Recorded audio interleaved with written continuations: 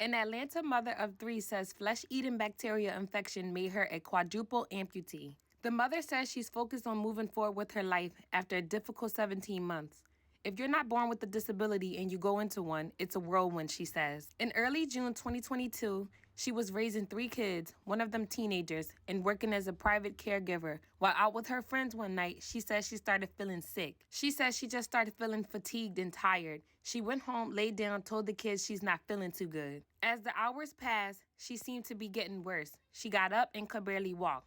She said while taking a bath, she noticed what looked like a bruise on the back of her right leg, and she wasn't sure how she had gotten it. About 36 hours, she realized she was in serious trouble. She called her mom 6 in the morning, and she said, "Mom, I can't move. I was just weak. I couldn't even get out the bed." She would spend the next 3 months fighting to save her life. She went into the emergency room very sick, septic with an upper leg and lower abdominal abscess. Dr. Kaufman says she was a very healthy young person that somehow got a bad infection. She was rushed into emergency surgery trying to stop it from progressing. The doctors then discovered that she had contracted a group B strep infection. Yet no one knows how the bacteria got into her body. She said she was not swimming in any lakes or rivers and does not remember how cutting or nicking her skin. So maybe she brushed into something and didn't realize and got nicked very small.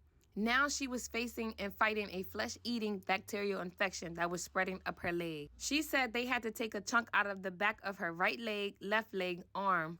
She said her heart, lungs, and kidneys, everything was failing at that point. So in the small time span from Friday to Sunday, she was dying and didn't even know it. Those things really, really get you sick, Dr. Kaufman says.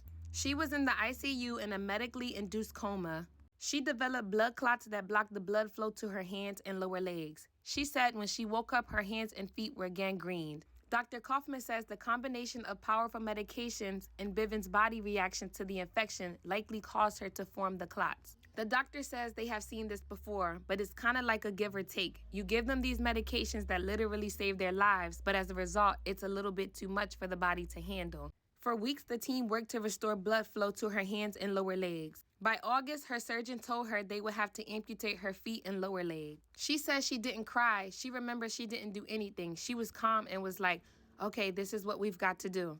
A few weeks later, surgeons removed part of both of her hands. She still has a thumb on her right hand, but was left-handed before the amputation. She says she's still able to maneuver and do things, but it's more her relying on her right hand versus her left hand.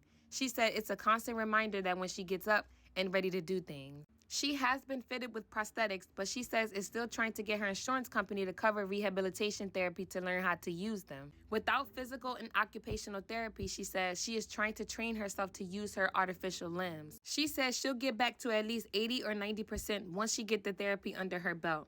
Being an amputee won't stop her from doing the things that she used to do. She says her mother and children, who are now 24, 18, and 15, have been critical to her recovery. She says she's grateful. She's grateful for the healthcare team at Piedmont who helped save her life. She also hopes one day to become a volunteer with new amputees. She always wanted to give back, and so telling her story is one part of it. To let people know whatever it is that you're going through, you can get through it. I thank God, sister, for giving you the strength and the faith to keep going and to not let that traumatizing situation get you down and fall into a depression state. I am also grateful that you have family and loved ones who are not judging you, but at your side at 100%. I pray that you stay strong in your mind, and I pray that the therapy does help and you get approved so that you can get back to doing what you used to do. I also pray that God gives you the ability to help others and keep others going that may have been in a similar situation but have been defeated by this situation. To all of you that are going through something, let not your hearts be troubled, but lean, keep moving, and stay fighting and stand firm in your faith. Let's all be cautious and be safe.